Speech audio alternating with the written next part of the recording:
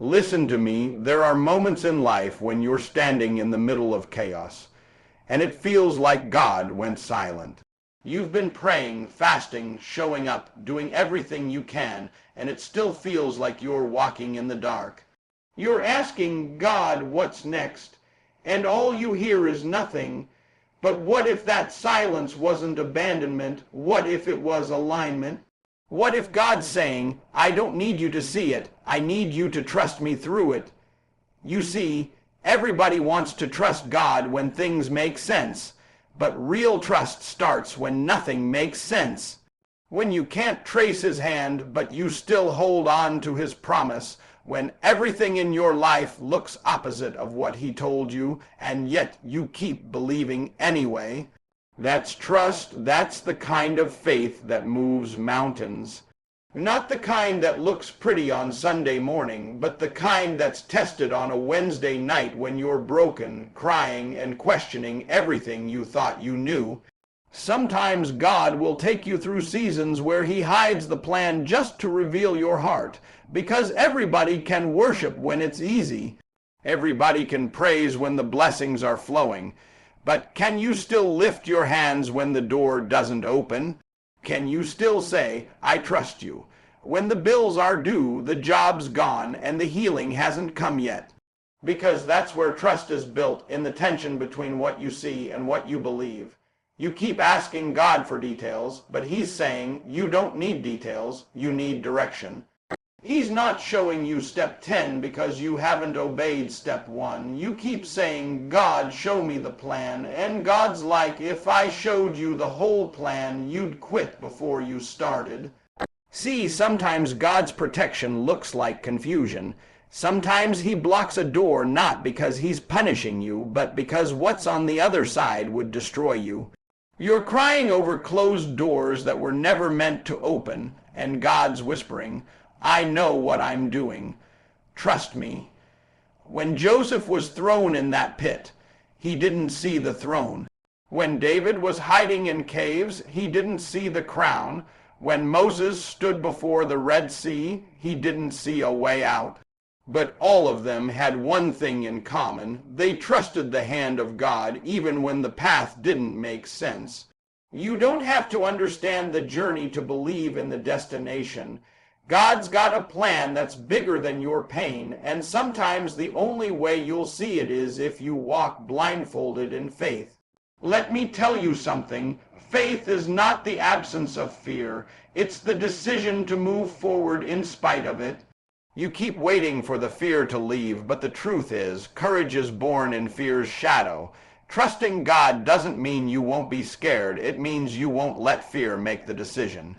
You walk even when your knees shake. You believe even when your heart breaks. You move even when the mountain looks too high. Because you know who's walking with you. There are seasons where God will strip everything away just to show you that he's all you need. The job, the people, the comfort gone. Because he's saying, you've been trusting in the gift, not the giver. You've been depending on the blessing, not the source. So he removes the distractions, not to hurt you, but to bring you back to him. That's where trust gets purified, when it's just you and him in the wilderness. See, the problem is, most people want faith without risk. They want results without surrender, but that's not how God operates. He's not asking for your comfort. He's asking for your commitment. When Peter stepped out of that boat, he didn't know if the water would hold him, but he trusted the voice that said, come. That's what trust looks like, stepping when logic says stay, believing when the world says quit, obeying when you don't have the full picture. Because real faith doesn't need evidence, it just needs his word. You keep saying, I'll trust God when it all works out. But trust doesn't start at the finish line, it starts in the struggle. It's in the late nights where you're crying but still saying, God, I know you're good. It's in the pain that pushes you to your knees. It's in the confusion that forces you to surrender your control. That's the soil where trust grows. Because when you run out of strength, That's when his strength steps in. Don't get it twisted. Trusting God doesn't mean you won't go through storms. It means the storm won't break you. It means when the wind blows and the waves crash, you're still standing because your foundation ain't built on what you see. It's built on who you know. And you know he's faithful. You know he's never failed you before. So why would he start now? Every setback you're facing is a setup for his glory. Every unanswered prayer is still being worked out behind the scenes. You think it's over, but God's saying, I'm just getting started. You just can't see it yet. You might not understand the route, but you can trust the driver. He knows the way, and even when it feels like the road's rough, he's taking you somewhere greater than where you are now. So when life feels uncertain, when the plan looks unclear, when the pain gets heavy, stop trying to figure it out. Just trust the hand that's been holding you the whole time. You don't need to see the finish line. You just need to keep walking. Because as long as you're walking with God, you're never lost. That's what it means to trust the God. You've been praying for it, working for it, waiting for it, and it still hasn't come. You've been faithful, you've been doing everything right, and it feels like nothing's moving. But listen, delay doesn't mean denial. Just because it hasn't happened yet doesn't mean it's not on the way. Sometimes God makes you wait because he's working on something you can't see. You're focused on what's missing, but he's focused on what's maturing. You think he's holding you back, but he's actually setting you up. See, most people confuse waiting with wasting. You think the delay is punishment when it's actually preparation. God's not ignoring your prayers, he's aligning your purpose. And alignment takes time. There's some stuff he still has to fix in you before he can fulfill what he promised to you. You want the blessing, but can you handle the weight of it? Because every promise carries pressure. And if you're not ready for it, what was meant to bless you can break you. That's why God slows you down. That's why he shuts certain doors. You were praying for the opportunity, but he saw what you couldn't. He saw that the timing wasn't right. He saw the danger you couldn't see, and because he loves you, he said, not yet. You're mad at him for protecting you. You're calling it delay, but it's really divine defense. If you got it too soon, you might lose it too fast. If you stepped into it unprepared, it might crush you instead of crown you. You've got to learn to trust his not yet. Because when God says not yet, he's not saying no, he's saying grow. There's something he's still developing inside you. Maybe it's patience, maybe it's discipline, maybe it's gratitude. Because if you don't have gratitude now, you won't have stewardship later. If you can't stay faithful in the waiting, you won't stay focused in the winning. God is testing your consistency before he releases your capacity. Sometimes you're praying for something that requires a version of you that doesn't exist yet. You want the dream, but not the development. You want the victory, but not the valley. You want the platform, but not the pressure that comes with it. So God says, I'm not denying you, I'm developing you.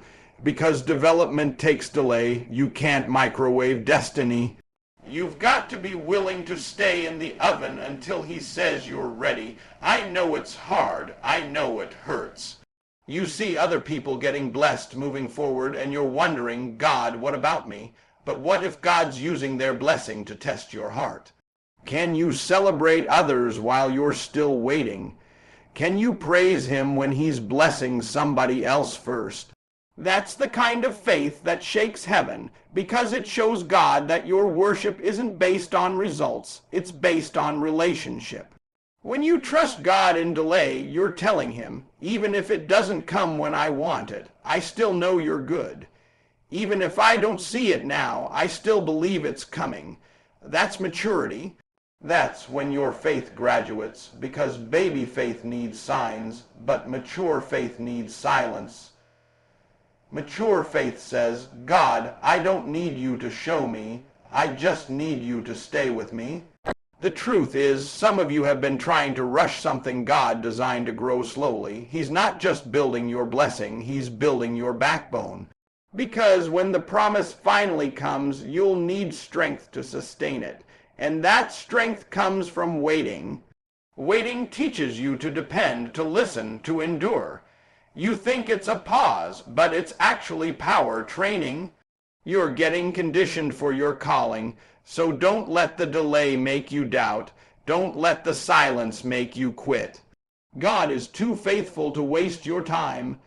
Every tear, every struggle, every unanswered prayer is still a piece of his plan. He's working it out in ways you can't imagine. You just have to stay in position, because if you move too soon, you'll miss what he's sending.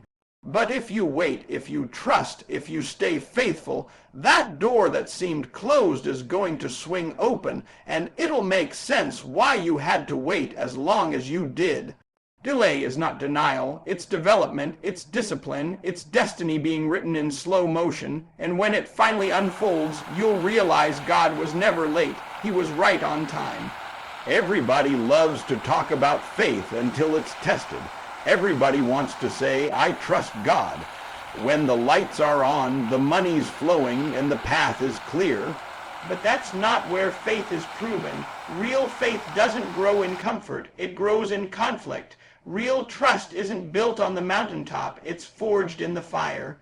You don't really know what you believe until believing is the only thing you have left. When everything's going right, you don't need faith. You need faith when the world falls apart and God feels quiet. You need faith when the doctor shakes his head, when the job falls through, when the people you thought would be there vanish. That's when you find out what's real. See, God never promised you a life without storms. He promised he'd be with you in the storm. The fire doesn't mean he left you. It means he's refining you. You're praying for comfort, but God's trying to build your character. You want peace, but he's trying to give you power. Sometimes the fire is the only thing hot enough to burn away the fear, the pride, the doubt that's been holding you hostage. You think you're being punished, but you're being purified. You think you're losing everything, but you're actually gaining strength. Let me tell you something, gold isn't valuable until it's been through the heat, and neither is your faith. When God allows the pressure, it's not to destroy you. It's to prove what he put inside you. You're stronger than you think. You've got more endurance than you realize. The same fire that destroys straw will purify gold. And you, my friend, are gold. You're just in the refining stage. Stop running from the fire. That heat you feel, that's not punishment, that's preparation. That's God saying, I'm taking you higher.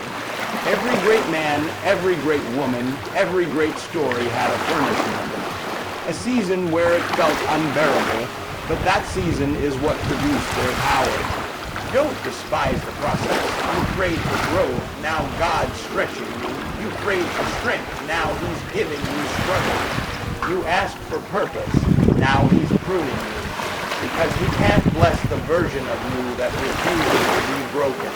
It's easy to say, God, I trust you, when the path is smooth.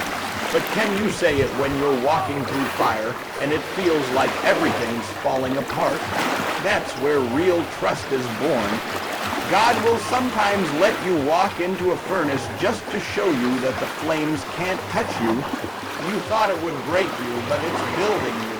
You thought it would bury you, but it's birthing something greater inside. You've got to stop asking God to take you out of the fire and start asking him to meet you in it. Because when you walk through that furnace, you're going to come out different, purified, focused, unshakable. You'll come out knowing that if God could keep you through that, he can keep you through anything. That's what the fire's for, not to end you, but to empower you. And listen, sometimes the fire isn't around you, it's in you. The battle's not on the outside, it's in your mind, in your heart. It's that voice that says you're not enough, that it's over, that you can't make it. But I'm telling you, you've got to fight back. You've got to remind yourself, I was built for this. God didn't bring you this far to leave you. You might bend, but you won't break. You might cry, but you won't quit. You might fall, but you will rise again. The fire has a purpose.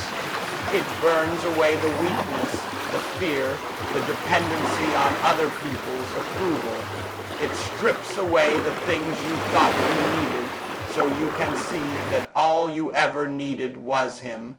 And when you come out, you'll shine brighter than ever, because what came out of the fire doesn't look like what went in. The same person who entered scared and uncertain will walk out unshakable and bold. So don't run from the heat, embrace it. Don't curse the struggle, grow from it. Don't question the storm, walk through it with faith. Because every time the enemy thought he had you, God used it to elevate you. The fire isn't there to finish you, it's there to forge you. You'll never know how strong your faith is until it's all you've got. The truth is, pressure reveals purpose. Fire exposes the real from the fake.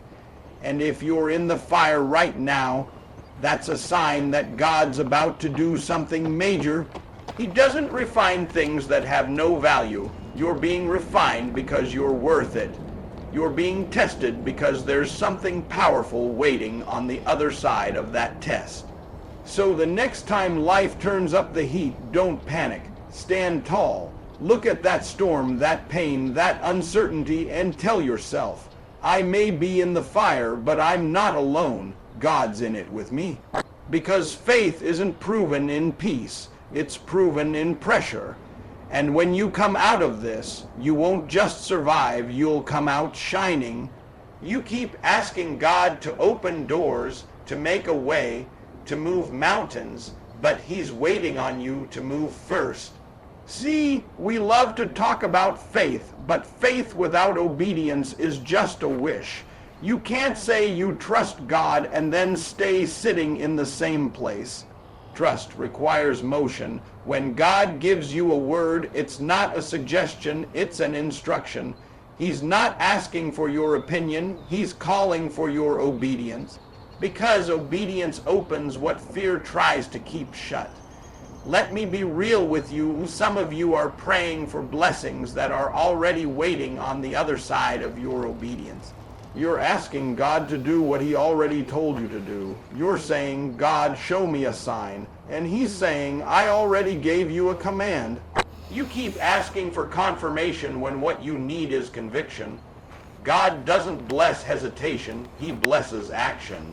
You've been saying, I'm waiting on God, but the truth is, God's been waiting on you. Think about it. Noah built the ark before the rain came. Abraham walked before he knew where he was going. Moses stretched his staff before the sea split. None of them had proof, they just had a word. And that's all they needed. That's what obedience looks like, doing what doesn't make sense because you trust the one who said it. You don't wait to see if it'll work. You move because He said go. Faith doesn't wait for perfect timing, it creates it. Here's the truth. Obedience will cost you comfort. It'll stretch you. It'll pull you out of what's familiar and push you into what's divine. Because God's will rarely fits inside your comfort zone. He'll ask you to step out when it's scary, to speak up when it's uncomfortable, to believe when it looks impossible. And that's where most people miss it, not because they didn't hear God, but because they didn't move when He spoke. Delayed obedience is still disobedience. You keep saying, but what if I fail? And God's saying, what if you fly? You're letting fear write a story that faith was meant to finish. You're letting doubt hold you hostage when destiny's knocking at the door. Fear will always show up when obedience is required, but you've got to choose who you're going to listen to. You can't let fear be louder than your faith, because fear closes doors, but obedience kicks them open. Understand this, God doesn't need your perfection. He needs your participation. He can work with mistakes, but He can't move through stagnation. You don't have to know every step. You just have to take the next one. Stop worrying about what's 5 miles ahead. Just move one step in obedience today. When you move, heaven moves. When you act, God aligns, because obedience is the trigger for divine acceleration. Sometimes you're praying for a miracle when God's waiting for movement. He told the man with the withered hand, stretch it out.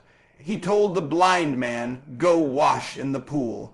He told Peter, cast your net again. Every miracle required obedience first. The power came after. You want to see God move. Start obeying without understanding. Do what he told you to do even when it doesn't make sense. Because when you move in faith, you invite heaven to move on your behalf. I know it's not easy. I know obedience sometimes feels lonely. It'll make you walk away from people you thought you needed. It'll make you say no to things that once felt right. It'll make you step into places that look crazy to others. But that's what obedience does. It separates you so God can elevate you. You can't hold on to what's comfortable and expect to walk into what's called. Some of the very things you're clinging to are the same things God's asking you to release. And when you finally surrender, when you stop fighting his process and start trusting his voice, that's when everything changes. Because obedience doesn't just change your situation, it changes you. It teaches you humility, discipline, courage. It reshapes your character so that when the blessing comes, you're ready to handle it. That's why obedience always precedes overflow. Every act of obedience builds momentum in the spiritual. Every yes opens a new dimension of favor. Every step you take in faith invites another move of God. So don't wait until it's safe. Don't wait until you understand. Move now, trust now, step now, because the longer you wait, the louder fear gets. But the moment you obey, fear loses its grip. You've got to stop saying, God, make a way, and start saying, God, I'm willing to walk the way you've already made. You've been praying for doors to open, but God's saying they'll open when you knock. You've been asking for new levels, but he's saying, climb. Obedience is the bridge between promise and manifestation. Without it, you stay in the wilderness. With it, you walk into destiny. So hear me, stop letting fear dictate your next move. Stop letting doubt paralyze your purpose. The moment you decide to trust God fully and move in obedience, everything shifts. Heaven responds. Opportunities unfold, and suddenly the doors that fear kept locked swing wide open. Because when you trust God enough to obey, that's when you step out of your comfort and into your calling. That's when you stop talking faith and start living it. And that's when God shows the world what happens when obedience opens what fear tried to close.